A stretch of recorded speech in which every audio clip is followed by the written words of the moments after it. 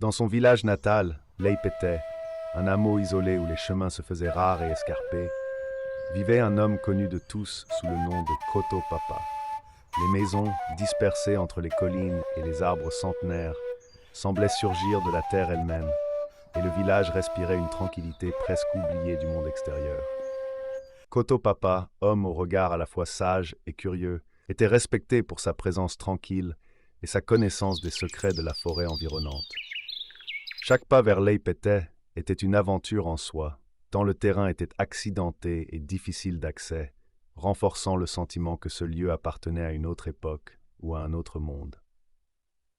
Koto Papa était un homme simple, cultivateur et éleveur, passant ses journées à soigner ses champs et ses animaux, en harmonie avec la nature qui l'entourait. Mais peu à peu, le village semblait se vider autour de lui.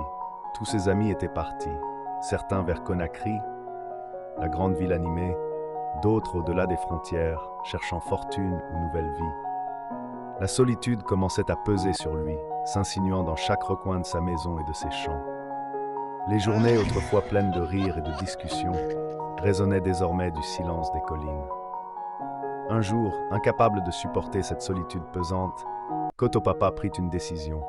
Il partirait pour Conakry, à la recherche d'une nouvelle aventure, d'un souffle de vie plus vibrant.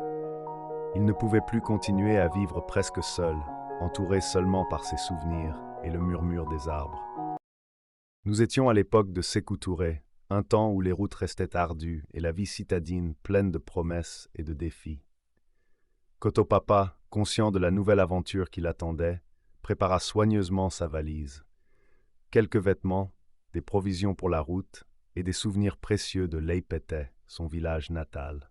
Le cœur à la fois lourd et excité, il se dirigea vers la gare routière de Pita, point de départ de tous ceux qui osaient quitter la tranquillité des collines pour les rues animées de Conakry. Le marché bourdonnait d'activité. Les voix qui criaient les destinations, les odeurs de manioc et de légumes frais, le cliquetis des bagages et le bruit des moteurs prêts à avaler les kilomètres. Koto Papa, serrant sa valise contre lui, sentait que sa vie était sur le point de basculer. C'est ainsi que Koto Papa quitta Leipete et parta pour Conakry. Voilà la première partie des aventures de l'histoire de Koto Papa.